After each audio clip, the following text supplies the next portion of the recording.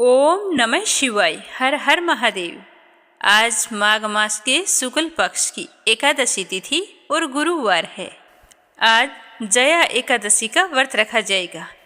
गुरुवार को एकादशी होने के कारण इसका महत्व और भी अधिक बढ़ गया है। तो सारे श्रोताओं को जया एकादशी व्रत की हार्दिक शुभकामनाएं। शुभारंभ करते हैं आज की कथा का। बोलो गणेश जी महाराज की जय हो। एक समय की बात है कि भगवान श्री हरि विष्णु का विवाह लक्ष्मी जी के साथ तय हो गया। विवाह की तैयारियां जोरों शोरों से होने लगी। सभी देवी देवताओं को निमंत्रण पत्र भेजे गए, परंतु गणेश जी को निमंत्रण नहीं दिया गया। इस तरह निमंत्रण पत्र देते और शादी की तैयारियां करते करते शादी वाला दिन आ गया। बारात जाने का समय हो गया। सभी देवता अपनी पत्नियों के साथ विवाह में उपस्थित हुए तो उन सब ने देखा कि गणेश जी कहीं पर दिखाई नहीं दे रहे हैं। तो वे सारे के सारे आपस में चर्चा करने लगे कि क्या बात है, गणेश जी को न्योता नहीं दिया या फिर गणेश जी आए नहीं हैं। सभी को यह जानकर बड़ी ही हैरानी हो रही थी। तभी सबने विचार किया कि चलो विष्णु जी के पास चलते हैं और उन्हीं से पूछते हैं। तो विष्णु जी के पास जाकर उन्होंने कहा कि हम आपसे एक बात पूछना चाहते हैं कि आपने गणेश जी को बुलाया नहीं या फिर वे अपनी इच्छा से आए नहीं।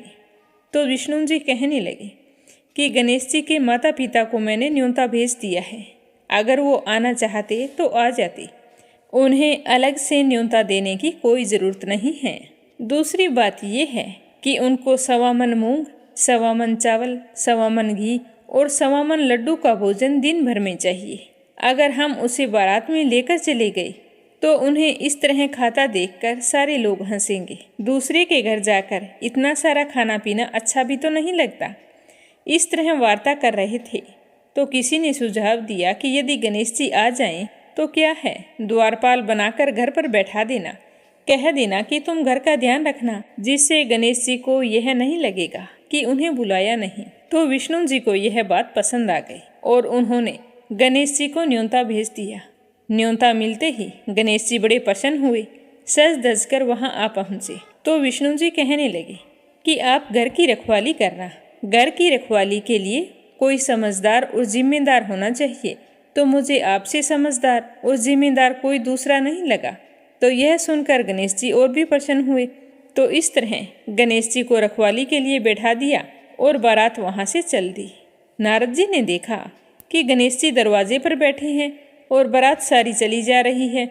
तो वे गणेश जी के पास गए और पूछने लगे कि तुम बारात में नहीं जा रहे हो। तो गणेश जी भगवान कहने लगे कि मुझे तो घर की जिम्मेदारी दी है। कोई समझदार आदमी घर की रखवाली के लिए होना चाहिए, इसीलिए मैं तो यहाँ पर रुक गया हूँ। तो नारद जी कहने लगे कि उन्होंने आपका अपमान किया है। विष्णु जी तो आपको बुला ही नहीं रहे थे। सबने जब पूछा तो वो कहने लगे कि उनके बड़े बड़े कान, सूंड, मोटा सारा पेट, यह देखकर लोग हंसेंगे और ऊपर से खाते कितना है, 1.25 मन लड्डू, 1.25 मन मूंग, 1.25 मन घी। बारात में ले जाकर मेरे ससुराल वालों की तो बदनामी होगी कि बारात में देखो कैसे बाराती आए हैं। तो यह सुनते ही गणेश जी बहुत ही दुखी हो गए और नारद जी से कहने लगे कि अब आप ही बताओ कि मैं क्या करूं। तो नारद जी ने कहा कि आप ऐसा करो कि अपनी मूषक सेना को आगे भेज दो और उनसे कहना कि आगे जाकर सारा रास्ता खोखला कर दे, जिससे उनके वाहन धरती में धंस जाएं। इस तरह परेशान होंगे तो वो आपको सम्मानपूर्वक बुलाएंगे, क्योंकि विष्णु जी भूल गए हैं कि आप सर्वप्रथम पूजनीय हैं। तो गणेश जी ने नारद जी के कहते ही अपनी मूषक सेना को जल्दी से आगे भेज दिया और कहा कि सारी जमीन को खोखली कर देना। तो चूहों ने जैसा गणेश जी ने बोला था वैसा ही किया। जैसे ही विष्णु जी की बारात वहाँ से गुजरने लगी तो रथों के पहिए धरती में धंस गए। लाख कोशिश की परंतु पहिए नहीं निकल रहे थे। सभी ने अपने अपने उपाय किए पर पहिए नहीं निकले, बल्कि जगह जगह से टूट गए। अब किसी की समझ में नहीं आ रहा था कि क्या किया जाए। उधर शादी का मुहूर्त निकला जा रहा था तो विष्णु जी तो बड़े ही परेशान थे। तब नारद जी वहाँ पहुँचे और कहा कि आप लोगों ने गणेश जी का अपमान करके अच्छा नहीं किया है। यदि उन्हें मना कर लाया जाए तो आपका कार्य सिद्ध हो सकता है और आप पर आया यह संकट भी टल सकता है। तो शंकर भगवान ने अपने दूत नंदी को भेजा, तो नंदी गणेश जी को लेकर वहाँ आ गए। गणेश जी का आदर सम्मान के साथ पूजन किया गया। तब जाकर कहीं रथ के पहिए निकले। पहिए तो निकल गए, पर वो तो जगह जगह से टूट फूट गए थे। अब उन्हें सही कौन करे। तो पासी के खेत में एक हाथी काम कर रहा था, तो उसे समाचार भेजा कि सारे रथों के पहिए सही कर दो। तो वह अपने खेत का काम छोड़कर कारीगर का सारा सामान लेकर वहाँ आ गया। जैसे ही वह रथ के पास बैठा तो कहने लगा, श्री गणेशाय नमः। ऐसा कहकर गणेश जी की मन ही मन वंदना करने लगा। और देखते ही देखते गणेश जी ने सभी पहियों को थोड़ी सी देर में ठीक कर दिया। तो यह देखकर नारद जी ने कहा कि मैं आपसे एक बात पूछना चाहता हूँ कि आपने श्री गणेशाय नमः क्यों कहा। तो हाथी कहने लगा कि हे देवताओं, आपने सर्वप्रथम गणेश जी को नहीं मनाया होगा और ना ही उनकी पूजा की होगी, इसीलिए आप पर यह संकट आया है। तो नारद जी विष्णु भगवान से कहने लगे कि हमने ही गणेश जी को सर्वप्रथम पूजनीय बनाया था और आज हम ही उन्हें भूल गए, तो हमसे मूर्ख और अज्ञानी कौन हो सकता है। तो यह सुनते ही विष्णु भगवान गणेश जी से माफ़ी मांगते हैं और गणेश जी की पूजा करते हैं, उनका ध्यान करते हैं। फिर सारे मिलकर गणेश जी भगवान का जयकारा लगाते हैं। तो यह सब देखकर गणेश जी बहुत ही प्रसन्न होते हैं और नारद जी भी गणेश जी की ओर देखकर मंद मंद मुस्कुराने लगते हैं और बारात वहाँ से चल पड़ती है। फिर भगवान विष्णु और लक्ष्मी जी का विवाह बड़ी ही धूमधाम से संपन्न होकर सकुशल सारे घर लौट आते हैं। इसीलिए कोई भी व्रत पूजा पाठ हो, गणेश जी भगवान को जरूर याद करना चाहिए। ज़्यादा समय नहीं है तो एक छोटी सी कहानी सुनकर ही शुभारंभ कर सकते हैं। बोलो गणेश जी भगवान की जय हो। अब अपने सुनते हैं जया एकादशी व्रत कथा। लक्ष्मीपति नारायण की जय हो। देवराज इंद्र स्वर्ग में राज करते थे और अन्य सब देवगण सुखपूर्वक रहते थे। एक समय इंद्र अपनी इच्छा अनुसार नंदन वन में अप्सराओं के साथ विहार कर रहे थे और गंधर्वगान कर रहे थे। उन गंधर्वों में प्रसिद्ध पुष्पदंत तथा उनकी कन्या पुष्पवती और चित्रसेन तथा उसकी स्त्री मालिनी भी उपस्थित थे। साथ ही मालिनी का पुत्र पुष्पवान और उसका पुत्र माल्यवान भी वहाँ पर उपस्थित थे। पुष्पवती गंधर्व कन्या माल्यवान को देखकर उस पर मोहित हो गई और माल्यवान पर काम बाण चलाने लगी। उसने अपने रूप लावण्य और हाव भाव से माल्यवान को वश में कर लिया। हे राजन, वह पुष्पवती अत्यंत सुंदर थी। अब वे इंद्र को प्रसन्न करने के लिए गान तो करने लगे, परंतु आपस में मोहित हो जाने के कारण उनका चित्त भ्रमित हो गया था, जिसकी वजह से वे ढंग से नहीं गा पा रहे थे। तो इनके ठीक प्रकार से ना गाने तथा स्वर ताल एक साथ नहीं बैठने के कारण इंद्र ने उनकी तरफ देखा। तो देखते ही इंद्र उनके प्रेम को समझ गया, पर इंद्र यह सब कुछ देखकर इसमें अपना अपमान समझा और उन्हें श्राप दे दिया। इंद्र ने उन्हें कहा कि हे मूर्खों, तुमने मेरी आज्ञा का उल्लंघन किया है, इसीलिए तुम पर धिक्कार है। तुम्हें ये भी नहीं पता कि तुम कहाँ पर खड़े हो और क्या कर रहे हो। मैं तुम दोनों को श्राप देता हूँ कि अभी और इसी वक्त तुम दोनों मृत्युलोक में जाकर पिशाच का रूप धारण करो और अपने कर्मों का फल भोगो। तो इंद्र का ऐसा श्राप सुनकर वे दोनों बहुत ही दुखी हुए और फिर श्राप के अनुसार वे हिमालय पर्वत पर दुखपूर्वक अपना जीवन व्यतीत करने लगे। उन्हें गंध, रस तथा स्पर्श आदि का कुछ भी ज्ञान नहीं था और वहाँ उनको महान से महान दुख मिल रहे थे। उन्हें एक क्षण के लिए भी निद्रा नहीं आती थी और वहाँ पर कड़ाके की ठंड भी पड़ती थी, तो इससे उनके रोंगटे खड़े हो जाते थे और ठंड के मारे उनके दांत बजने लगते। एक दिन पिशाच ने अपनी स्त्री से कहा कि पिछले जन्म में हमने ऐसे कौन से पाप किए थे जिसकी वजह से हमें यह दुखदायी पिशाच योनि प्राप्त हुई है। इस पिशाच योनि से तो नरक के दुख उठाना ही उत्तम है। इससे अच्छा होता कि हमें नरक में डाल देते। यहाँ पर हमें ना जाने कितने कष्ट उठाने पड़ रहे हैं। इतनी ठंड पड़ रही है, ठंड के मारे देखो हमारी क्या हालत हो रही है। हमने अवश्य ही कोई बुरे कर्म किए थे जिसको हम इस जन्म में भुगत रहे हैं। पर अब से हमें किसी प्रकार का पाप नहीं करना चाहिए। क्या पता कभी हमारा भी उद्धार हो जाए। तो इस प्रकार विचार करते हुए वे अपने दिन व्यतीत कर रहे थे। देवयोग से तभी माघ मास में शुक्ल पक्ष की जया नामक एकादशी आई। तो उस दिन उन्हें खाने के लिए कुछ भी नहीं मिला और पाप कर्म करना उन दोनों ने छोड़ दिया था। तो वे सारे दिन भूखे प्यासे बैठे रहे। ऐसा करते करते शाम हो गई। दोनों ठंड के मारे परेशान थे और सूर्यास्त होने के बाद में वे पीपल वृक्ष के नीचे बैठ गए। उस समय सूर्य भगवान अस्त हो रहे थे। उस रात को अत्यंत ठंड थी। तो इसी कारण वे दोनों ठंड के मारे अति दुखी होकर मृतक के समान आपस में चिपटे हुए पड़े थे। और उस दिन पूरी रात्रि उनको निद्रा भी नहीं आई, क्योंकि उन्होंने खाया पिया कुछ था नहीं और इतनी ठंड में तन ढकने के लिए उनके पास कुछ भी नहीं था। तो बुरी तरह से परेशान होते होते उन्होंने पूरी रात बिताई।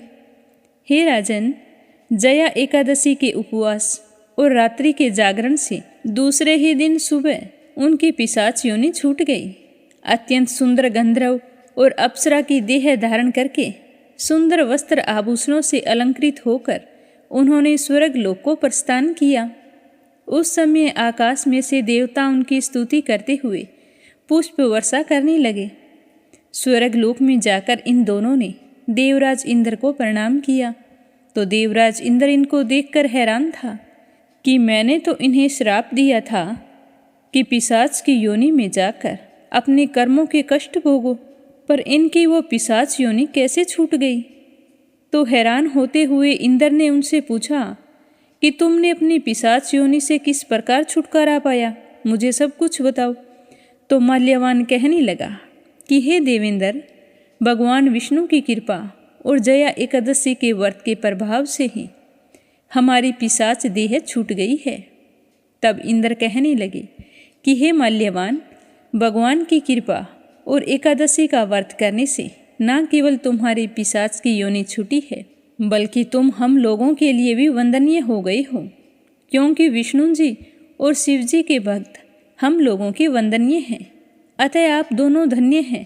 अब तुम जाओ, पुष्पवती के साथ जाकर विहार करो। तो इस तरह महिमा बताकर भगवान श्री कृष्ण कहने लगे कि हे राजन, इस जया एकादशी के व्रत से बुरी योनि छूट जाती है। जिस मनुष्य ने इस एकादशी का व्रत किया है उसने मानो सब यज्ञ जप दान आदि कर लिए हैं। जो मनुष्य जया एकादशी का व्रत करते हैं वे अवश्य ही 1000 वर्षों तक स्वर्ग में वास करते हैं। श्री हरि विष्णु भगवान की जय हो। रामानुज नाम से एक प्रसिद्ध एक जितेंद्रिय विष्णु भक्त ब्राह्मण रहा करते थे। उन धर्मात्मा रामानुज ने वानप्रस्थ आश्रम में स्थित होकर आकाश गंगा तीर्थ के समीप तपस्या की थी।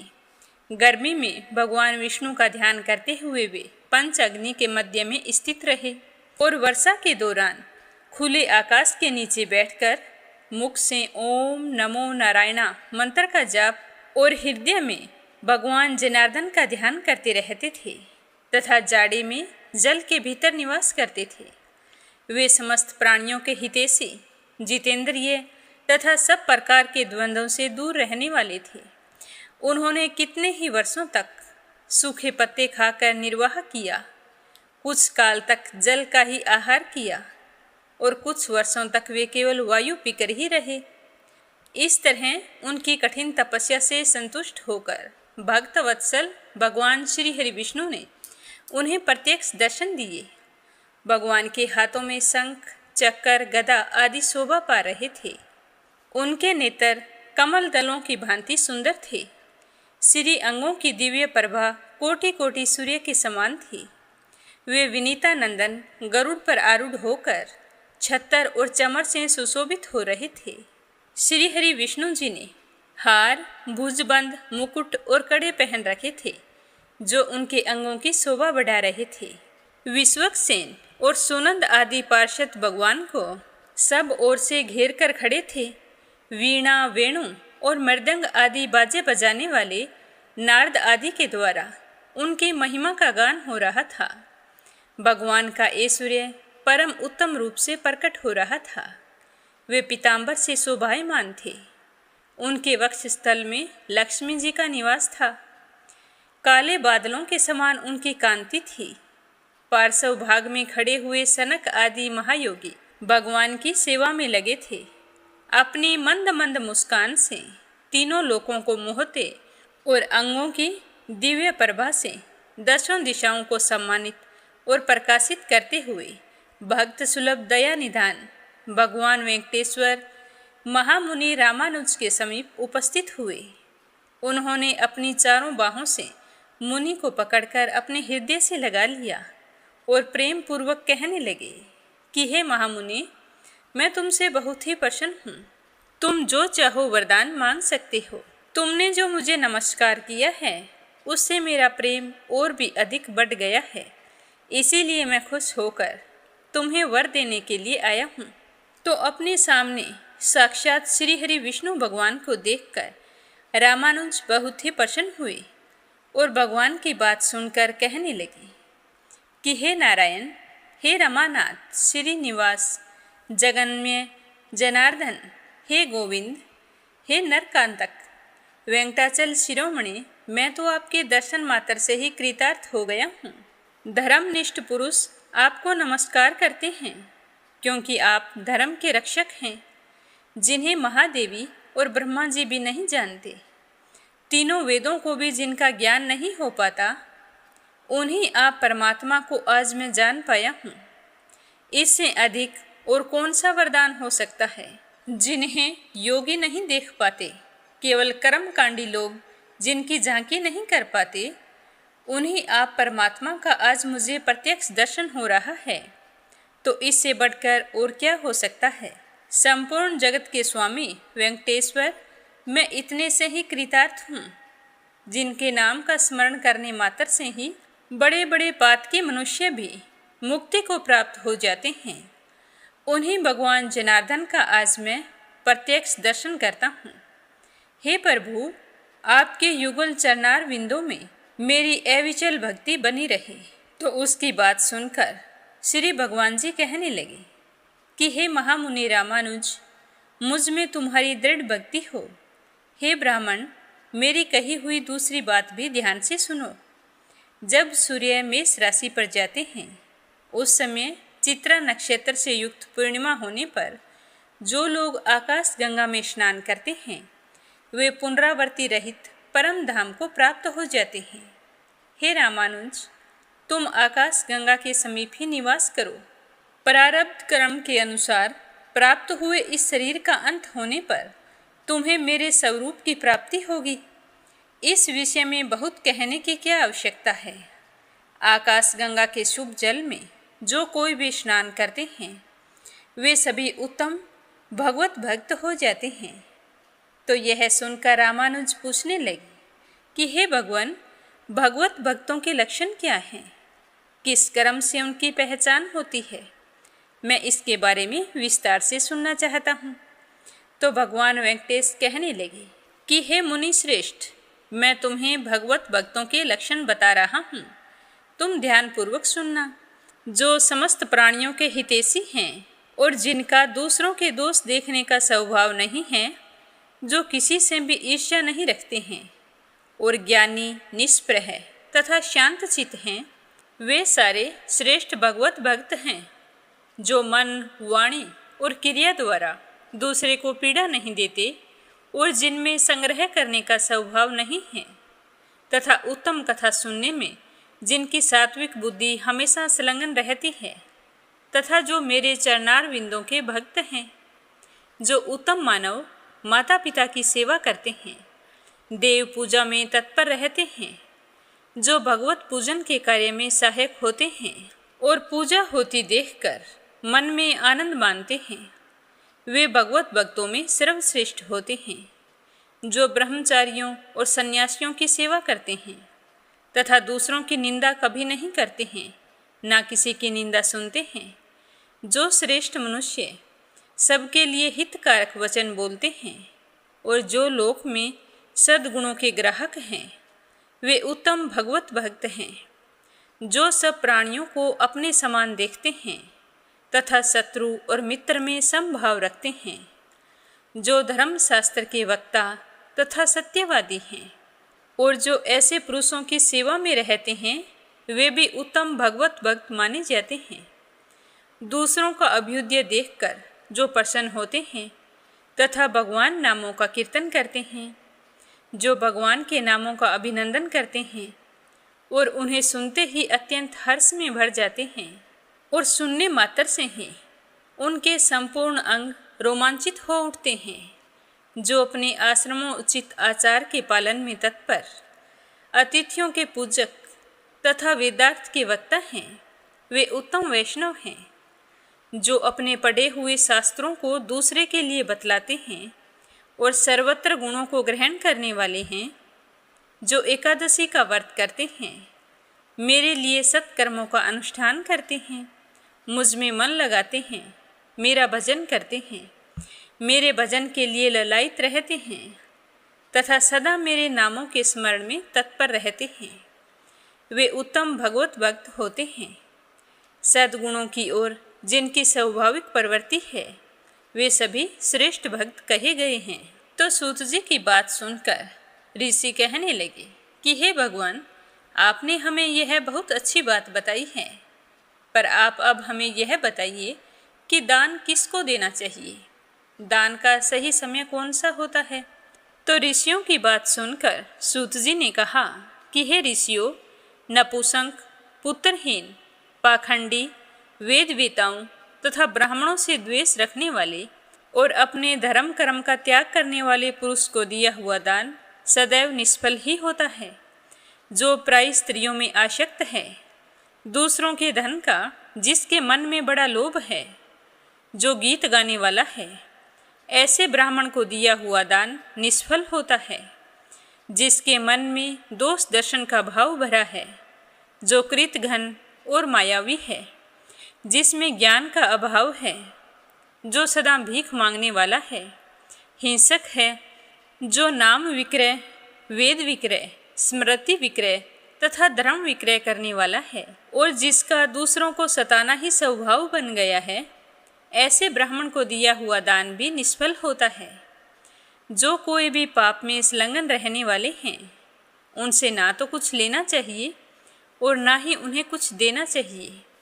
उत्तम कर्म में तत्पर क्षत्रिय, अग्निहोत्री, जीविकाहीन, दरिद्र तथा कुटुंबी ब्राह्मण को दान देना चाहिए। जो देवताओं की पूजा में लगा रहने वाला और पुराणों की कथा बांसने वाला होता है, ऐसे ब्राह्मण को, उनमें भी प्राय जो दरिद्र हो, उसे दान देना सबसे अच्छा होता है। पाखंडी, पतित, संस्कार भ्रष्ट, वेद बेचने वाले, कृतघ्न और पाप परायण ब्राह्मण को कभी भी प्रणाम नहीं करना चाहिए।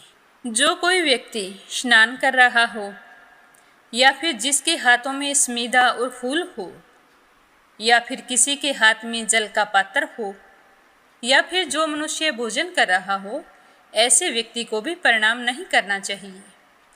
जो क्लय प्रिय, अत्यंत क्रोधी, दमन करने वाला, जन समुदाय के मध्य में स्थित, भिक्षांधारी तथा सोया हुआ हो, उसको भी प्रणाम नहीं करना चाहिए।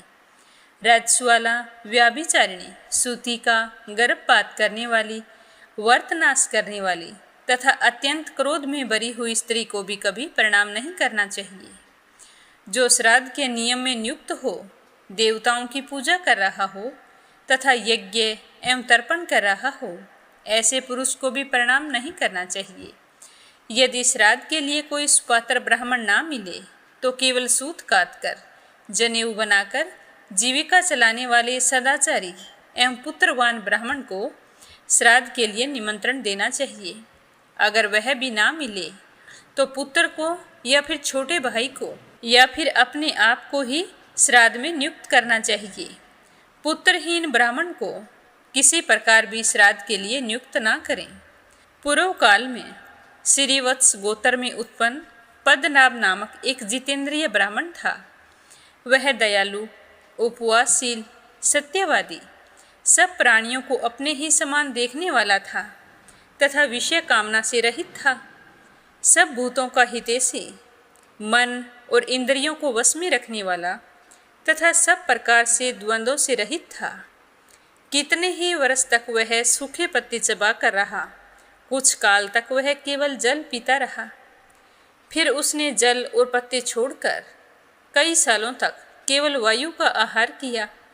इस प्रकार महामुनि पद्मनाभ ने 12 वर्षों तक कठोर तपस्या की थी।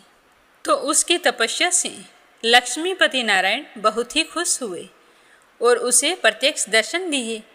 श्री हरि ने अपने हाथों में शंख, चक्र, गदा आदि को धारण किया था। उनके नेत्र खिले हुए कमल दल की भांति शोभा पा रहे थे और श्री अंगों की कांति कोटि कोटि सूर्य को भी लज्जित कर रही थी। तो ब्राह्मण पद्मनाभ ने आंखें खोलकर शंख चक्रधारी शांत स्वरूप करुणा सागर वेंकटनाथ भगवान श्रीनिवास का दर्शन किया और उन्हें प्रणाम करके उनकी स्तुति करने लगा कि शंख धनुष धारण करने वाले देवादिदेव भगवान वेंकटेश्वर को नमस्कार है। नारायण गिरी पर निवास करने वाले आप श्रीनिवास जी को नमस्कार है। पापों का नाश करने वाले सर्वव्यापी भगवान श्री हरि विष्णु को नमस्कार है। शेष अचल निवासी आप भगवान श्रीनिवास को नमस्कार है, जो तीनों लोकों के स्वामी, विश्व रूप, सबके साक्षी तथा शिव और ब्रह्मा आदि के लिए भी वंदनीय हैं, जिनके नेत्र कमल के समान है, जो क्षीर सागर में शयन करते हैं तथा जो दुष्टों का संहार करते हैं, उन भगवान श्रीनिवास को नमस्कार है।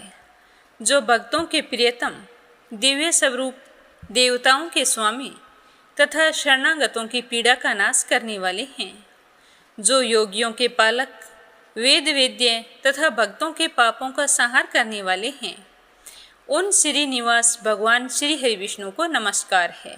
चक्कर तीर्थ निवासी पद्मनाभ मुनि के द्वारा इस प्रकार स्तुति की जाने पर परम ऐश्वर्यशाली विश्व रूप दया निधान वेंकटनाथ भगवान श्रीनिवास जी बहुत ही प्रसन्न हुए और कहने लगे कि हे महाभाग, तुम मेरे चरणार विंदों के पूजक हो। हे द्विज श्रेष्ठ, इस चक्कर तीर्थ तट पर मेरी पूजा करते हुए तुम एक कल्प तक निवास करो। ऐसा कहकर भगवान वहीं पर अंतर ध्यान हो गए। तब से परम बुद्धिमान पद्मनाभ मुनि चक्कर तीर्थ के किनारे निवास करने लगे। कुछ काल के पश्चात वहाँ एक भयंकर राक्षस आ गया। वह क्रूर क्षुधा से पीड़ित होकर नारायण परायण पद्मनाभ मुनि को अपना ग्रास बनाना चाहता था और उसने बड़े वेग से ब्राह्मण को पकड़ लिया। तब उन्होंने शरणागतों के रक्षक दया सागर चक्करपाणी श्री नारायण को पुकारा और बार बार ऐसा कहा कि प्रभु रक्षा कीजिए, प्रभु मेरी रक्षा कीजिए। हे वेंकटेश, हे दयानिधि, हे शरणागत पालक, हे पुरुष सिंह, मैं राक्षस के वश में आ गया हूँ, आप मेरी रक्षा कीजिए। हे लक्ष्मीकांत, हे दुखहारी, हे हरि, हे विष्णुदेव, हे वैकुंठनाथ, हे गरुड़ध्वज, हे जगत के पालनहार, आपने ग्राहा के चंगुल में फंसे हुए गजराज की जिस तरह से रक्षा की थी, उस प्रकार राक्षस के आक्रमण से दबे हुए मुझ भक्त की रक्षा करो। हे दामोदर, हे जगन्नाथ, हे हिरण्यकशिपु, दैत्यों का मर्दन करने वाले नरसिंह प्रहलाद जी की भांति मैं भी राक्षस के द्वारा अत्यंत पीड़ित हूँ, अतः उन्हीं के समान आप मेरी रक्षा करो। तो ब्राह्मण पद्मनाभ की इस तरह स्तुति करने पर अपने भक्त के ऊपर भय आया हुआ जानकर दया निधान चक्करपाणी ने भक्त की रक्षा के लिए अपने चक्कर को भेज दिया। भगवान का वह चक्कर बड़े वेग से चक्कर तीर्थ के तट पर आ पहुंचा। वह अनंत सूर्य के समान तेजस्वी तथा अनंत अग्नि के समान ज्वाला मालाओं से प्रज्वलित था। उससे बड़े जोर की गड़गड़ाहट हो रही थी। बड़े बड़े असुरों का संहार करने वाली वो सुदर्शन चक्र को देखकर राक्षस भाग गया, परंतु सुदर्शन ने सहसा ही उसके पास पहुंचकर उसका मस्तक काट दिया। राक्षस को पृथ्वी पर पड़ा हुआ देखकर ब्राह्मण पद्मनाभ मुनि बहुत ही प्रसन्न हुए और सुदर्शन चक्र की स्तुति करने लगे और कहने लगे कि सारे संसार के संरक्षण की दीक्षा लेने वाले विष्णु चक्र आपको नमस्कार है। आप भगवान नारायण के कर कमल को विभूषित करने वाले हैं। आप युद्ध में असुरों का संहार करने में कुशल हैं। अतिशय गर्जना करने वाले सुदर्शन, आप ही तो भक्तों की पीड़ा का विनाश करते हैं। मैं आपको बारंबार नमस्कार करता हूँ। मैं भय से पीड़ित हूँ। आप सब प्रकार के पाप ताप से मेरी रक्षा कीजिए। हे स्वामिन सुदर्शन, हे प्रभु, संकट से छुटकारा चाहने वाले संपूर्ण जगत का हित करने के लिए आप सदा इस चक्कर तीर्थ में निवास करें। तो पद्मनाभ ब्राह्मण के ऐसा कहने पर भगवान विष्णु के चक्कर ने अपने स्नेह से उसे तृप्त करते हुए कहा कि हे पद्मनाभ, यह चक्कर तीर्थ अत्यंत उत्तम और अत्यंत पवित्र है। मैं संपूर्ण लोकों का हित करने के लिए सदा इस तीर्थ में निवास करूँगा। आपके ऊपर दुरात्मा राक्षस के द्वारा आए हुए संकट का विचार करके भगवान श्री हरि विष्णु के कहने पर तुरंत ही यहाँ आ पहुँचा हूँ। आपको पीड़ा देने वाले उस अधम राक्षस को मैंने मार डाला है और आपकी उसके भय से रक्षा की है, क्योंकि आप भगवान के भक्त हैं। हे ब्राह्मण, सब पापों को हरण करने वाले इस परम पवित्र चक्कर तीर्थ में सब लोगों की रक्षा के लिए मैं सदा निवास करूँगा। मेरे निवास करने से यह तीर्थ चक्कर तीर्थ के नाम से प्रसिद्ध होगा, और जो मनुष्य इस मोक्षदायक चक्कर तीर्थ में स्नान करेंगे उन सबके पुत्र पुत्र आदि वंशज निष्पाप होकर भगवान विष्णु के परम धाम को प्राप्त होंगे। इस तरह कहकर भगवान विष्णु के चक्कर ने पद्मनाभ मुनि तथा अन्य ब्राह्मणों के देखते ही देखते सहसा उस चक्कर सरोवर में प्रवेश किया। इस तरह बताते हुए सूत जी कहने लगे कि हे शौनकादिक महर्षियों, इस प्रकार मैंने तुम लोगों से चक्कर तीर्थ के महात्म्य का वर्णन किया है। जो भी मनुष्य एकाग्रचित होकर इस महात्म्य को पढ़ता है, सुनता है या सुनाता है, उसे चक्कर तीर्थ में स्नान करने का उत्तम फल प्राप्त होता है। बोलो लक्ष्मीपति नारायण की जय हो। बोलो विष्णु भगवान की जय हो।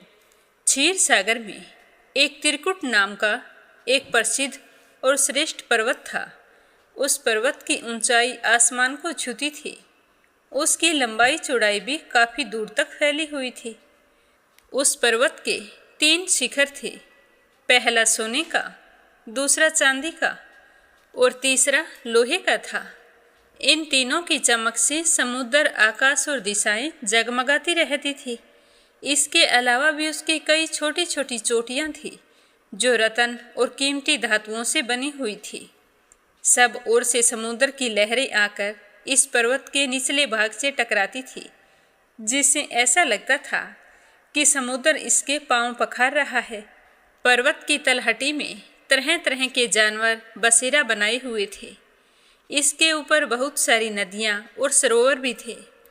इसी पर्वतराज त्रिकूट की तराई में एक तपस्वी महात्मा रहते थे। उन महात्मा का नाम था वरुण। महात्मा वरुण ने वहाँ पर एक बहुत सुंदर सा बगीचा बनाया था और उस बगीचे के अंदर अपनी कुटिया बना रखी थी। उस बगीचे का नाम ऋतुमान था। इसमें सब ओर से अत्यंत दिव्य वृक्ष शोभा पा रहे थे जो हमेशा फल फूलों से लदे रहते थे। इस बगीचे के अंदर एक छोटा सा सरोवर भी था जिसमें सुंदर सुंदर कमल के फूल खिले रहते थे तथा नाना प्रकार के कुमुद, उत्पल, शतदल कमल अपनी अनूठी छटा बिखराते रहते थे। हंस, चक्रवाक और सारस आदि पक्षी भी झुंड के झुंड वहाँ पर बैठे रहते थे। मछली और कछुओं के खिलवाड़ से कमल के फूल जो हिलते थे तो उनसे उनका पराग झड़कर सरोवर के जल को और भी अधिक सुगंधित कर देता था। कदम, नरकुल, बैंत, बैन आदि वृक्षों से यह घिरा रहता था। कुंद, कुर्बक, अशोक, सिरस, वन मल्लिका, सोन जूही नाग, हरसिंगार, मल्लिका, सतपतर, माधवी और मोगरा आदि सुंदर सुंदर फूल हर ऋतु में लगे रहते थे, जिसके कारण उस महात्मा की वह बगीचे बहुत ही सुंदर दिखाई देती थी। क्षीर सागर से त्रिकुट पर्वत पर सब कुछ ठीक ठाक चल रहा था, लेकिन एक बार एक ऐसी घटना घट गई जिसे देखकर सभी का कलेजा कांप उठा। इस पर्वत के घोर जंगल में एक विशाल मतवाला हाथी रहता था। वह कई शक्तिशाली हाथियों का सरदार था। उसके पीछे बड़े बड़े हाथियों के झुंड चलते थे। इस हाथी से उसके महान बल के कारण बड़े बड़े हिंसक जानवर डरते थे, लेकिन छोटे जानवर लंगूर, भैंसे, भेड़िए, हिरण, रींछ, कुत्ते, खरगोश वे सारे इसकी छत्र छाया में निर्भय होकर घुमा करते थे, क्योंकि उसके रहते कोई भी हिंसक जानवर उन पर हमला नहीं कर सकता था। वह हाथी बड़ा ही मदमस्त था। उसके सिर के पास से टपकते मद का पान करने के लिए भंवरे उसके पास गूंजते रहते थे। एक दिन की बात है, बड़े जोरों की धूप थी। वह हाथी प्यास से व्याकुल हो उठा और अपने झुंड के साथ उसी सरोवर में उतर पड़ा, जो त्रिकुट की तराई में स्थित था। जल उस समय अत्यंत शीतल और अमृत के समान मधुर था। तो वह गजराज उस जल को अपनी सूंड में भर भर कर जी भर के पिया और उसके बाद सूंड भरकर साथ आई हथनियों को नहलाने लगा और खुद पर भी पानी की बौछार करके अपनी थकान मिटाई। इस तरह ठंडे और शीतल जल में वह हाथी सब कुछ भूल चुका था। वह जल क्रीड़ा का आनंद उठा रहा था। उसे यह पता नहीं था कि उसी सरोवर के अंदर एक बहुत बलवान मगरमच्छ भी रहता है। तो उसी समय मगरमच्छ ने क्रोधित होकर गजराज के पैर को जोरों से पकड़ लिया और उसे खींचकर सरोवर के अंदर ले जाने लगा। उसके पैने दांतों के गड़ने से हाथी को बहुत ही दर्द हो रहा था और उसके पैरों से खून निकल रहा था। उस खून से सरोवर का सारा पानी लाल हो गया। हाथी ने मगरमच्छ के मुख से अपना पैर छुड़ाने की बहुत कोशिश की, लेकिन वह छुड़ा नहीं पा रहा था। उसके साथ आई हथनियाँ बहुत ही चिंतित हो गई। उन सब ने मिलकर हाथी को जल से बाहर खींचने का प्रयास किया, लेकिन वो सफल नहीं हुई। तो वे डर के मारे जोर जोर से चिंघाड़ने लगी। तो उनकी आवाज़ सुनकर दूर दूर से अनेकों हाथी वहाँ पर आ गए।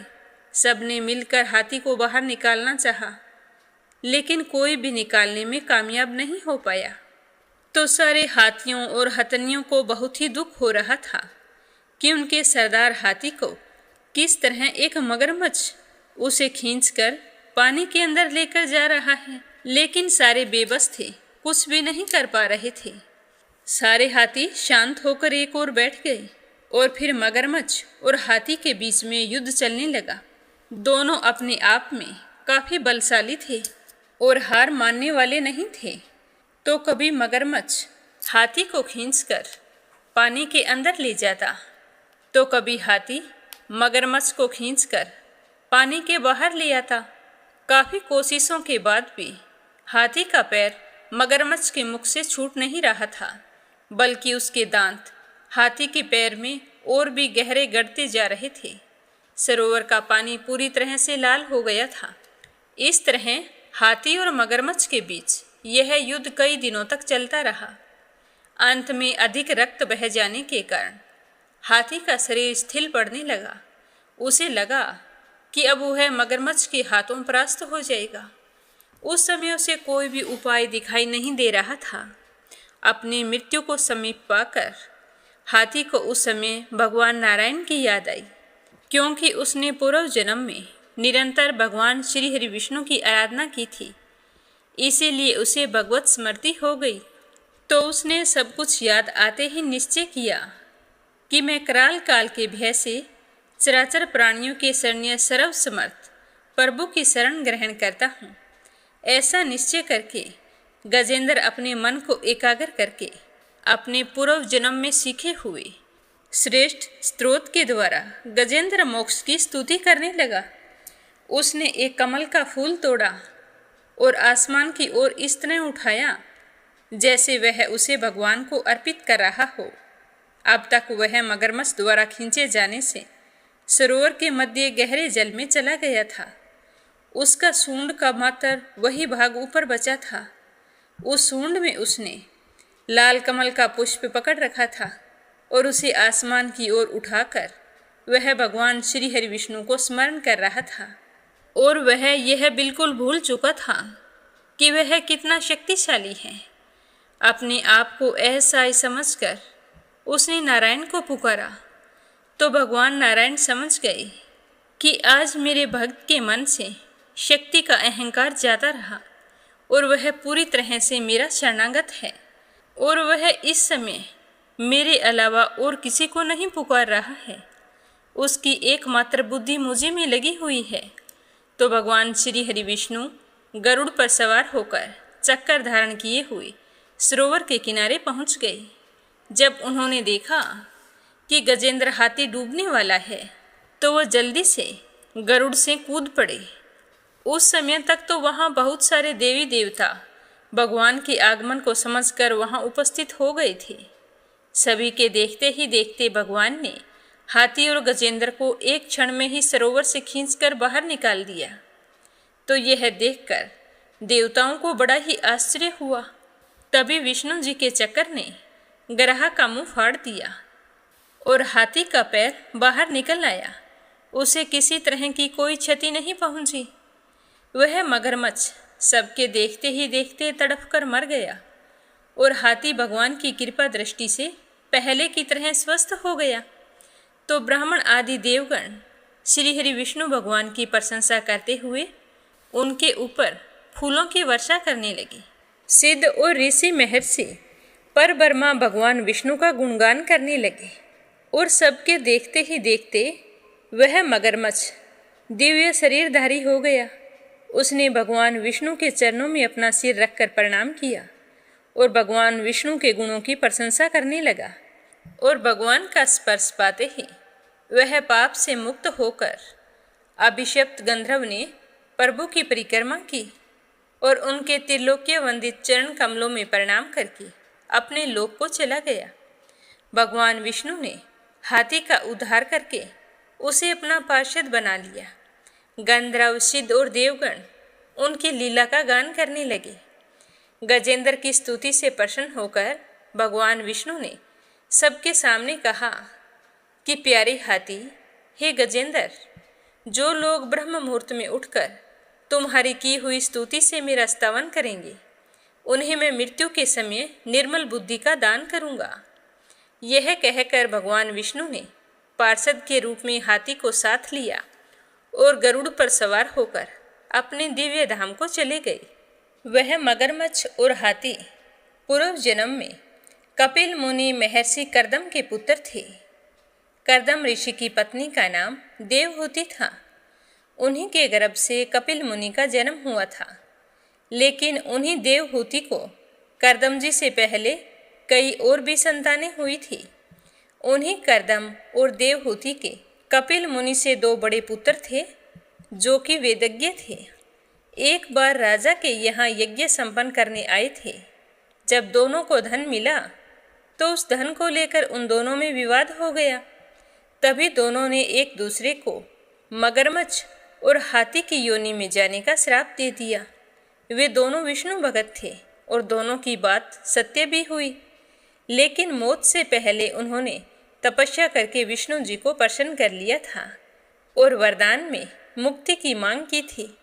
इसीलिए अगले जन्म में उन्हें अपने पूर्व जन्म का स्मरण था और अगले जन्म में फिर दोनों ने भगवान श्री हरि विष्णु के हाथों मुक्ति पाई थी। बोलो जगत के पालनहार श्री हरि विष्णु भगवान की जय हो। अब अपने सुनते हैं भागवत कथा का आगे का अध्याय। प्रेम भाव से सुनते रहिए। बोलो श्री हरि विष्णु भगवान के अनंत स्वरूपों की जय हो।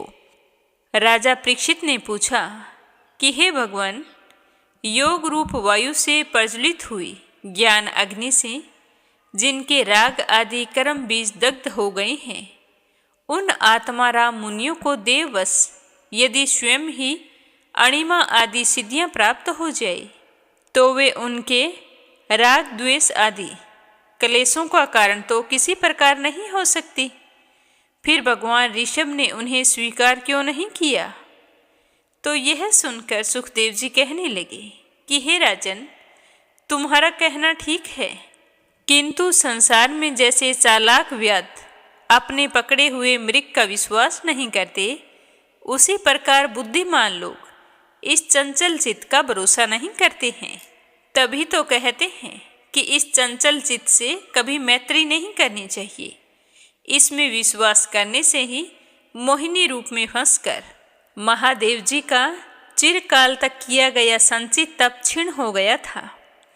जैसे व्याभिचारिणी स्त्री जार पुरुषों को अवकाश देकर उनके द्वारा अपने में विश्वास रखने वाले पति का वध करा देती है, उसी प्रकार जो योगी मन पर विश्वास करते हैं, उनका मन काम और उसके साथ ही क्रोध आदि स्तरों का आक्रमण करने का अवसर देकर उन्हें नष्ट भ्रष्ट कर देता है। काम, क्रोध, मद, लोभ, मोह और भय आदि स्तरों का तथा कर्म बंधन मूल तो यही मन ही है। इस पर कोई भी बुद्धिमान कैसे विश्वास कर सकता है। इसी से भगवान ऋषभ देव यद्यपि इंद्र आदि सभी लोकपालों के भी भूषण स्वरूप थे, तो भी वे जड़ पुरुषों की भांति अवधूतों के से विविध वेश, भाषा और आचरण से अपने ईश्वरीय प्रभाव को छिपाए रखते थे। अंत में उन्होंने योगियों को देह त्याग की विधि सिखाने के लिए अपना शरीर छोड़ना चाहा। वे अपने अंतःकरण में अभेद रूप से स्थित परमात्मा को अभिन्न रूप से देखते हुए वासनाओं की अनुवर्ति से छूटकर लिंग देह के अभिमान से भी मुक्त होकर उपराम हो गए। इस प्रकार लिंग देह के अभिमान से मुक्त भगवान ऋषभ देव जी का शरीर योग माया की वासना से केवल अभिमान आभास के आश्रय ही इस पृथ्वी तल पर विचरता रहा। इसी तरह घूमते घूमते वह देवस, कोंक, वैंक और दक्षिण आदि कटक कर्नाटक के देशों में गया और अपने मुख में पत्थर का टुकड़ा डाली तथा बाल बिखेरे उन्मत्त के समान दिगंबर रूप से कुटकाचल के वन में घूमने लगा। और उसी समय बांसों के घर्षण से उस वन में आग लग गई और उसने सारे वन को अपनी लाल लाल लपेटों में लेकर ऋषभ देव जी को भी वहीं पर भस्म कर दिया।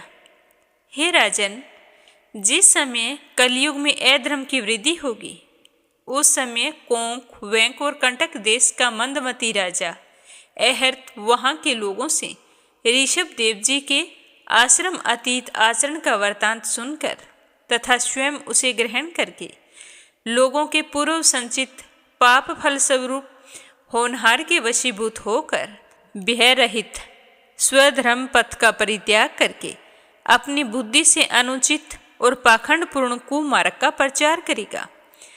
उससे कलयुग में देव माया से मोहित अनेकों अधम मनुष्य अपने शास्त्र विहित सोच और आचार को छोड़ बैठेंगे।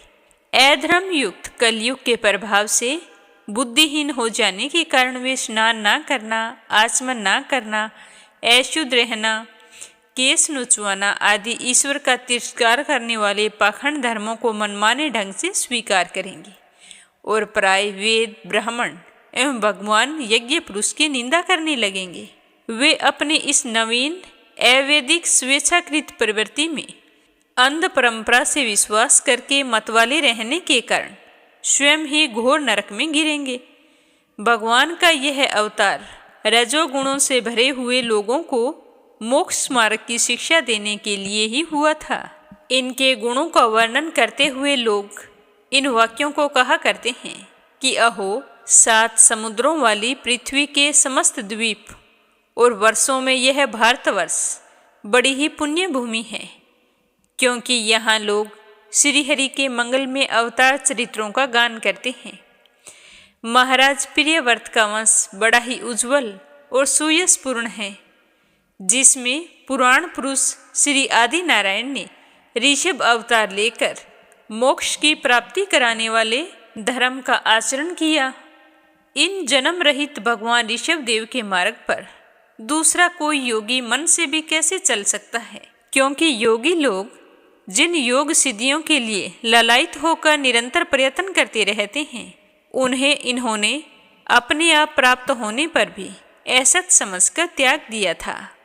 हे राजन, इस प्रकार संपूर्ण वेद, लोक, देवता, ब्राह्मण और गौओं के परम गुरु भगवान ऋषभ देव का विशुद्ध चरित्र मैंने तुम्हें सुनाया है। यह मनुष्यों के समस्त पापों को हरने वाला है। जो मनुष्य इस परम मंगलमय पवित्र चरित्र को एकाग्र चित्त से श्रद्धापूर्वक निरंतर सुनते हैं या फिर सुनाते हैं, उन दोनों की ही भगवान वासुदेव में अनन्य भक्ति हो जाती है। तरह तरह के पापों से पूर्ण, सांसारिक तापों से अत्यंत तपे हुए अपने अंतःकरण को पंडित जन इस भक्ति सरिता में ही नित्य निरंतर नहलाते रहते हैं। इससे उन्हें जो परम शांति मिलती है वह इतनी आनंदमयी होती है कि फिर वे लोग उनके सामने अपने आप प्राप्त हुए मोक्ष रूप परम पुरुषार्थ का भी आदर नहीं करते। भगवान के निज जन हो जाने से उनके समर्थ पुरुषार्थ सिद्ध हो जाते हैं। हे राजन, भगवान श्री कृष्ण स्वयं पांडव लोगों के और यदुवंशियों के रक्षक, गुरु, इष्ट देव और कुलपति थे। यहाँ तक कि वे कभी कभी आज्ञाकारी सेवक भी बन जाते थे। इसी प्रकार भगवान दूसरे भक्तों के भी अनेकों कार्य कर देते थे और उन्हें मुक्ति भी देते थे। परंतु मुक्ति से भी बढ़कर जो भक्ति योग है उसे सहज में नहीं देते। निरंतर विषय भोगों की अभिलाषा करते रहने के कारण अपने वास्तविक श्रेय से चिरकाल तक बेशुद्ध हुए लोगों को, जिन्होंने करुणावश निर्भय आत्मलोक का उपदेश दिया और जो स्वयं निरंतर अनुभव होने वाले आत्म स्वरूप की प्राप्ति से सब प्रकार की तृष्णाओं से मुक्त थे, उन भगवान ऋषभ देव जी को मैं बारंबार नमस्कार करता हूँ। इस तरह बताते हुए श्री सुखदेव जी कहने लगे कि हे राजन, महाराज भरत तो बड़े ही भगवान के भगत थे। भगवान ऋषभ देव ने अपने संकल्प मात्र से उन्हें पृथ्वी की रक्षा करने के लिए नियुक्त कर दिया। उन्होंने उनकी आज्ञा में स्थित रहकर विषव रूप की कन्या पंचजनी से विवाह किया।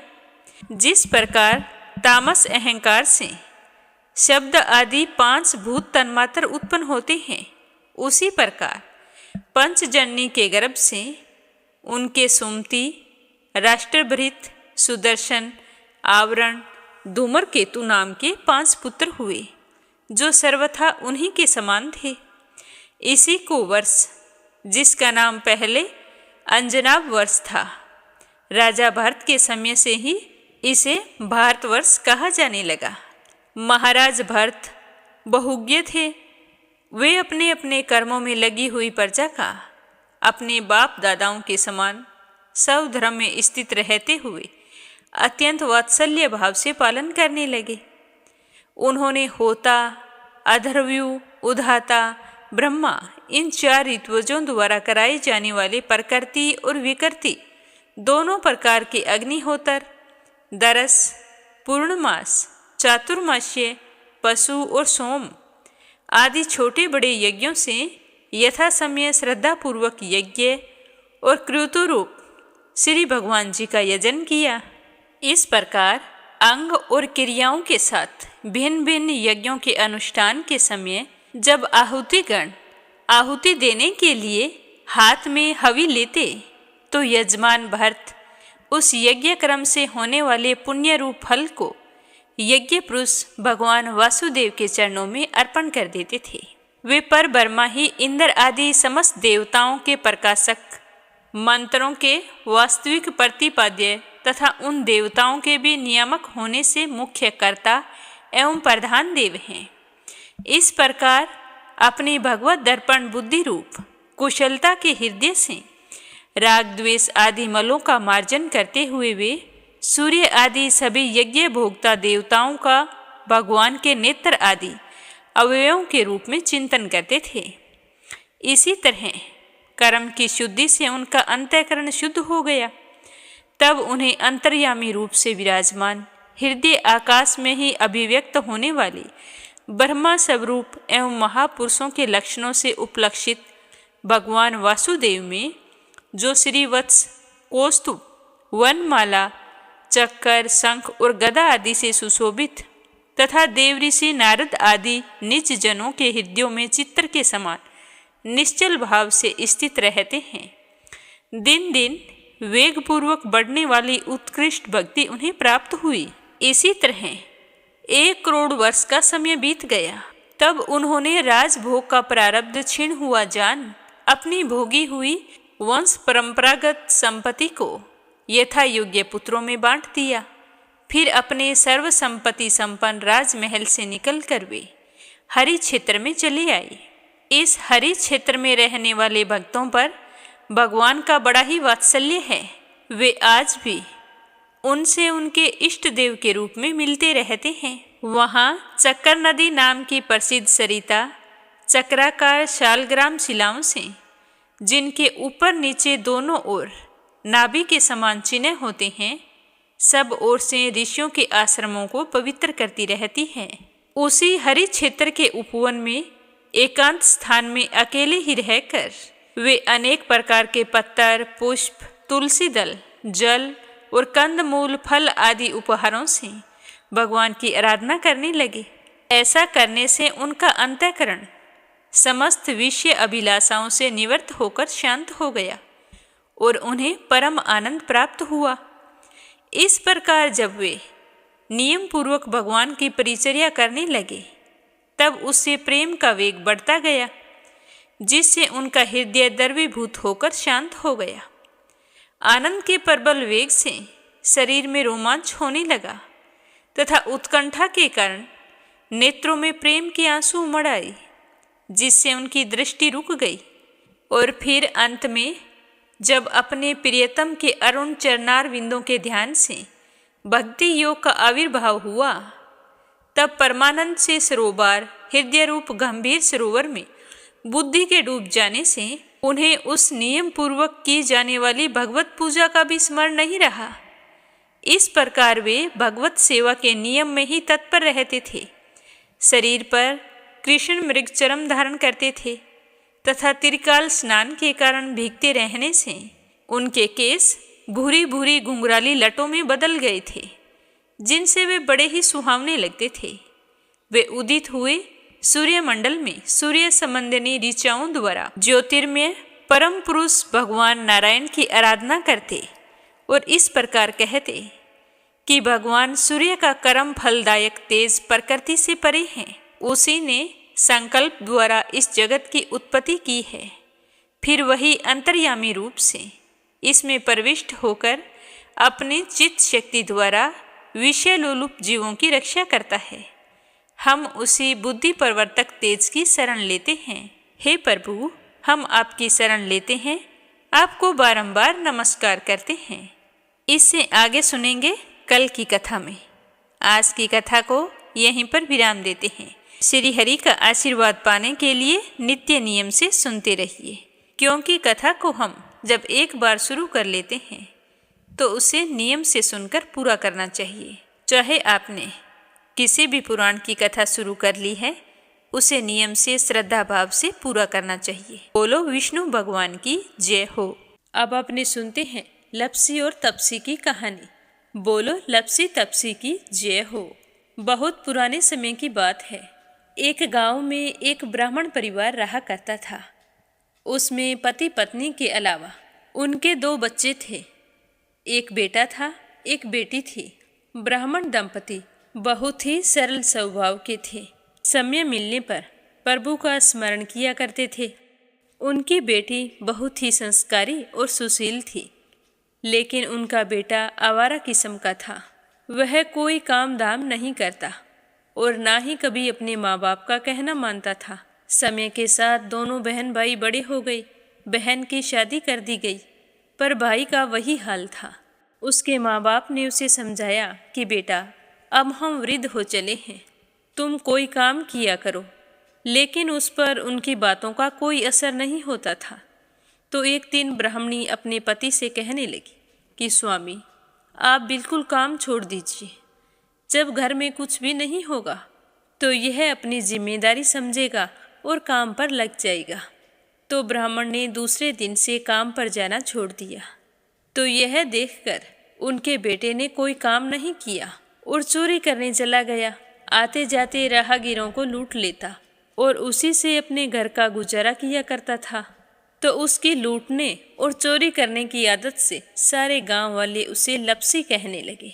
तो लपसी की इस हरकत से उसके माँ बाप बहुत ही दुखी रहते थे, पर वह किसी की सुनने के लिए तैयार नहीं था। इसी तरह समय बीतता गया। एक दिन की बात है कि लपसी एक पीपल के पेड़ पर बैठा था। तभी शिव पार्वती जा रहे थे। पार्वती माता गहनों से लदी हुई थी। तो लपसी उन्हें देखकर सोचने लगा कि सूरत के कितने गहने हैं, आज ये सारे के सारे लूट लूँगा तो मुझे कई महीनों तक चोरी नहीं करनी पड़ेगी। तो वह लूटने के इरादे से पीपल की ओट में होकर बैठ गया।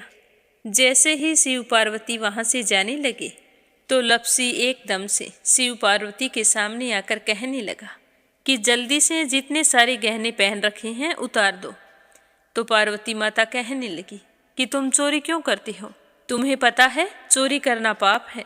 तो लपसी कहने लगा कि क्या करूं, घर पर मेरे माँ बाप हैं, मेरी एक भांजी है, उनके लिए दोनों समय भोजन की व्यवस्था कहाँ से करूं, मुझे कोई काम तो आता नहीं है। तो लपसी की बात सुनकर पार्वती माता कहने लगी कि तुम जो चोरी करके पाप करते हो, इस पाप का भागी कौन बनेगा।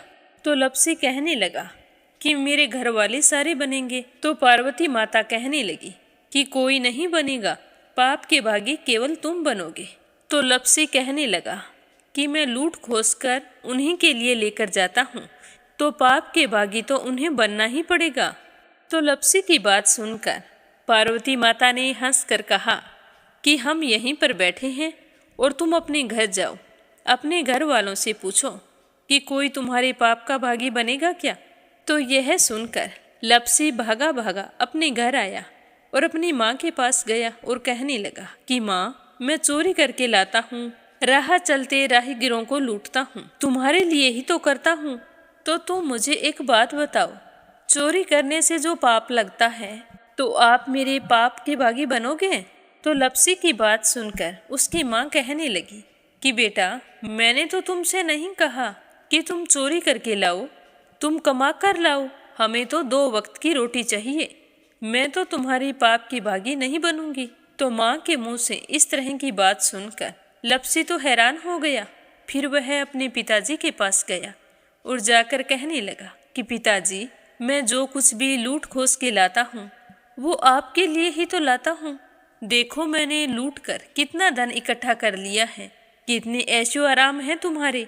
अगर मैं चोरी नहीं करता तो क्या ये सब हमें मिलता। पिताजी, मैं तुमसे एक बात पूछता हूँ कि चोरी करने से पाप लगता है, तो उस पाप में आप मेरे भागीदार बनोगे क्या। तो लपसी की बात सुनकर उसके पिताजी कहने लगे कि बेटा, मैंने नहीं कहा कि तुम चोरी करके लाओ, तुम कमा कर लाओ, मैं तुम्हारे पाप का भागी नहीं बनूंगा। तो माँ बाप के मुंह से इस तरह की बात सुनकर वह बहुत ही उदास हुआ और सोचने लगा कि मैं कितने महीनों से चोरी कर रहा हूँ, ना जाने मुझ पर कितना पाप चढ़ गया है, और ये तो बोल रहे हैं कि पाप के भागी हम नहीं बनेंगे, तो अब क्या होगा। तो वह बड़े ही दुखी मन से शिव पार्वती से मिलने के लिए चल पड़ा। जैसे ही घर से बाहर निकलने लगा तो उसकी छोटी सी भांजी दरवाजे पर खेल रही थी। उसे पता नहीं था कि पाप पुण्य क्या होता है। तो वो कहने लगी कि मामा, पाप की भागी मैं बनूंगी। तो उसके इस तरह कहते ही लपसी ने उसे गोद में उठाया और चल पड़ा। शिवजी भगवान और पार्वती माता के पास जाकर कहने लगा कि घर वालों ने पाप का भागी बनने से मना कर दिया है और एक यही है जो पाप की भागी बनने को तैयार है। फिर लपसी बड़े ही दीन स्वर में कहने लगा कि हे भगवान, मैं समझ गया हूँ कि चोरी करना पाप है। आज तक जो मैंने काम किया वो बहुत ही गलत था, लेकिन अब मैं इसका प्रायश्चित करना चाहता हूँ। अब तुम ही बताओ, मुझे मेरे पापों से मुक्ति कैसे मिलेगी। तो उसकी बात सुनकर शिव पार्वती बहुत ही खुश हुए और लपसी को कच्चे सूत का एक छोटा सा गोला देते हुए कहा कि लपसी, ये सूत लो और इस पीपल के चारों ओर परिक्रमा लगाओ। जब यह सूत समाप्त हो जाएगा तब तुम्हारे सारे पाप नष्ट हो जाएंगे। तो यह सुनकर लपसी बहुत ही खुश हुआ। सोचने लगा कि छोटा सा गोला है, अभी लपेट कर घर चला जाऊंगा, उसके बाद मैं कभी कोई पाप नहीं करूंगा। फिर उसने अपनी बांजी को कंधे पर बैठाया और पीपल की परिक्रमा लगानी शुरू कर दी। अब भगवान का वह सूत खत्म कहाँ होने वाला था। लपसी चक्कर लगाता गया पर वह सूत खत्म नहीं हुआ। चक्कर लगाते लगाते 1 महीने, 6 महीने, साल, पूरे 12 साल बीत गए पर वह सूत खत्म नहीं हुआ। 12 साल बाद एक बार फिर शिव पार्वती जी वहाँ से गुजर रहे थे तो पार्वती माता ने कहा कि स्वामी चलो लपसी को चलकर देखते हैं। तो शिवजी कहने लगे, वो चोरी करने वाला, लूटने वाला कब का चला गया होगा। तो पार्वती माता कहने लगी कि नहीं स्वामी, चलकर देखने में क्या जाता है, चलो एक बार देखते हैं। तो शिव पार्वती जी जैसे ही पीपल वृक्ष के पास आए तो देखा कि लपसी तो अब भी चक्कर लगा रहा है। वहाँ चारों ओर गहरी खाई हो गई है और लपसी की बड़ी बड़ी दाढ़ी, मूंछें, नाखून बढ़ गए हैं। तो यह देखकर पार्वती माता ने कहा कि देखो स्वामी, आप तो कह रहे थे कि वो कब का ही चला गया, देखो इसके मन में सच्ची भक्ति है। तो पार्वती की बात सुनकर शिवजी ने कहा कि चलो अभी देख लेता हूँ। तो यह कहकर शिवजी ने एक सोने का कड़ा लपसी के आगे फेंक दिया। तो लपसी ने झट से उसके ऊपर पैर कर लिया। फिर अचानक से उसका ध्यान शिव पार्वती जी की ओर गया तो वो हाथ जोड़कर कहने लगा कि भगवान, अब तो मेरे पाप समाप्त हो गए होंगे, आप मुझे यहाँ से जाने की आज्ञा दीजिए। आपका यह सूत अभी तक खत्म नहीं हुआ है। तो शिवजी भगवान ने कहा कि तुम्हारे पाप कर्म भी अभी तक पूरे नहीं हुए हैं। तो शिवजी की बात सुनकर लपसी कहने लगा कि भगवान, मुझे पूरे 12 वर्ष हो गए हैं आपकी भक्ति करते करते और अब भी आप मुझ पर शक कर रहे हैं। तो शिवजी ने कहा कि अपना पैर उठाओ। तो जैसे ही लपसी ने अपना पैर उठाया तो उसके पैर के नीचे सोने का कड़ा था। तो यह देखकर लपसी शर्मिंदा हो गया और कहने लगा कि प्रभु, गलती हो गई, मुझे माफ़ करो, आगे से मैं ऐसी गलती कभी नहीं करूँगा। तो शिवजी कहने लगे कि नहीं लपसी, तुम्हारा पाप ऐसे पूरा नहीं हो सकता। अब तुम्हें 12 वर्ष तक और इसी तरह परिक्रमा करनी होगी, उसी के बाद तुम्हारे पाप समाप्त होंगे। यह कहकर शिव पार्वती वहाँ से चले गए और वह फिर से पीपल के पेड़ की परिक्रमा करता रहा। करते करते 12 साल बीत गए।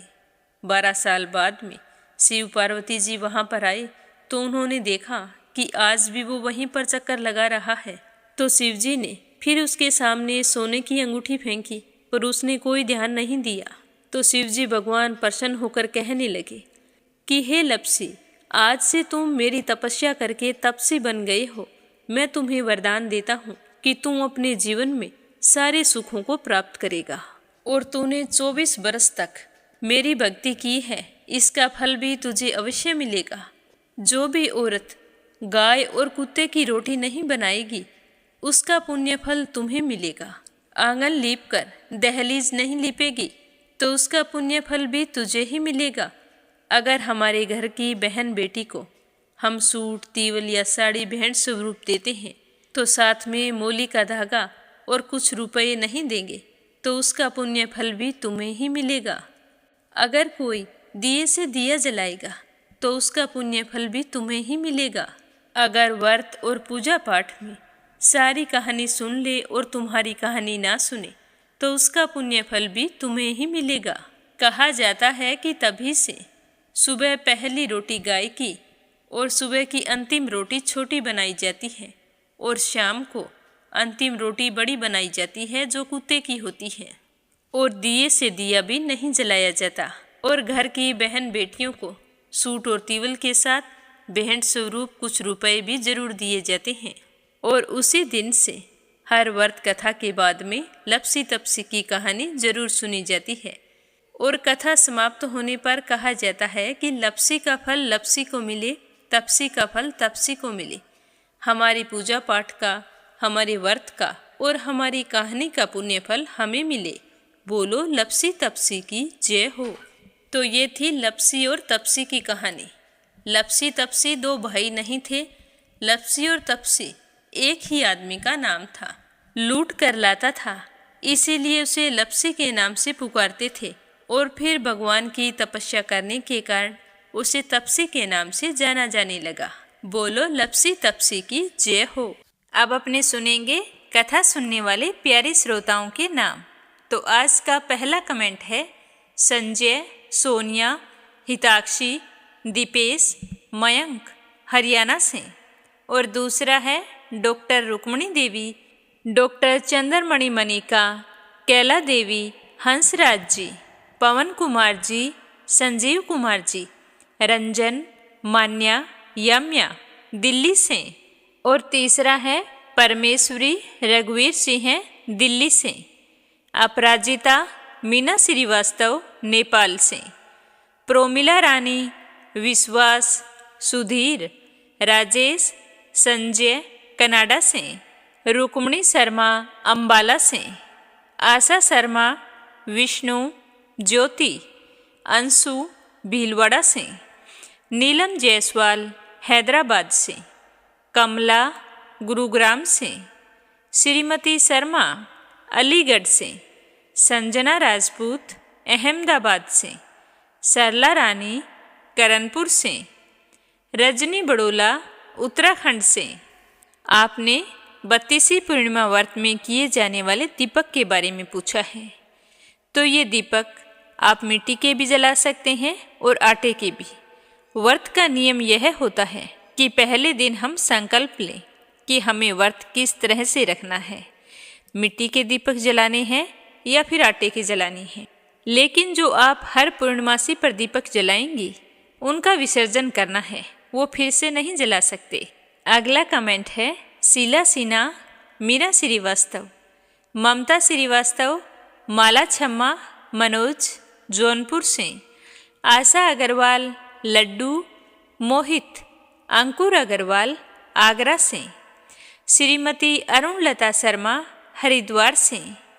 राधा रोहिला दिल्ली से। श्रीमती यशोदा, अंजलि, बबली, विक्की उड़ीसा से।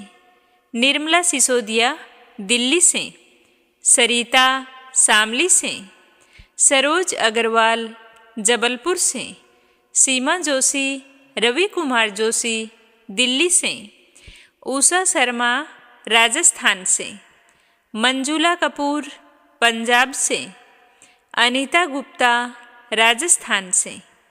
रवि सैनी, सीमा सैनी मलियाना से। श्रीचंद यादव गया बिहार से। श्वेता, रितेश, स्वीटी, रितु, प्रिंस, यूवी, लक्ष्मी, गुरुचरण साहू उड़ीसा से। सुनीता गोस्वामी, गीता गोस्वामी मेरठ से।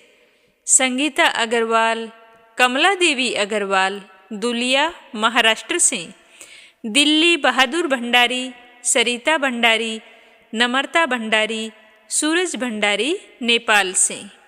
सुनीता पंवार, कृषु पंवार मध्य प्रदेश से। कविता चौहान नोएडा से। अनिल कुमार टिहरी करनाल से। यूएन तिवारी, इंदिरा तिवारी लखनऊ से। सुनीता रानी मेरठ से। कोमल निर्मल मुंबई मीरा रोड से। संजीव कंसल, कविता कंसल, हितेश कंसल, आरुष कंसल, रानी कंसल मुजफ्फरनगर से। मीरा अग्रवाल बंगाल से। निर्मला, विमला नेपाल से। मंजू चौधरी भीलवाड़ा से। सुदेश शर्मा, बीके शर्मा लुधियाना से। नीरू माथुर, गीता गुप्ता रुड़की से। बीना, देविका, कनिका वाशने अलीगढ़ से। दीपिका यादव रायपुर से। शोभा कुंवर पुरोहित अहमदाबाद से। नंदा पांडुरंग पुजारी ब्रह्मपुरी महाराष्ट्र से। नर बहादुर पाल, भागीरथी पाल नेपाल से। मधु, विनोद प्रजापति, साहिल, सिद्धांत प्रजापति, शिवानी प्रजापति जबलपुर से। उषा शर्मा सोजत सिटी से। पूनम यादव करेली से। कमलेश भल्ला जम्मू से।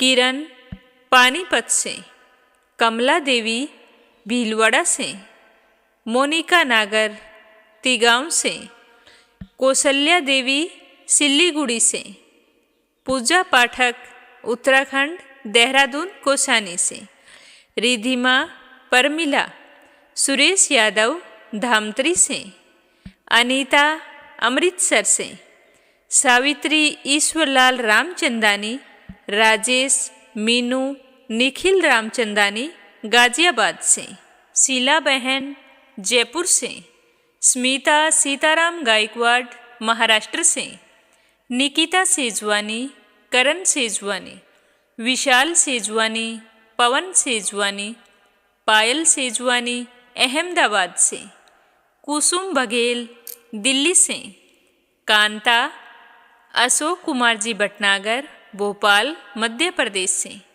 जयश्री पवार गोरखनाथ पवार, आरना शीतल विश्वजीत पवार महाराष्ट्र से। तो ये हैं मीरा भक्ति स्टोरी चैनल के प्यारे श्रोता जो रोजाना नियम से और पूरे श्रद्धा भाव से इस चैनल पर प्रस्तुत कथाओं को सुनते हैं। आप सभी पर श्री हरि का आशीर्वाद सदैव बना रहे और आपकी हर मनोकामना पूर्ण हो। ओम नमः शिवाय। हर हर महादेव।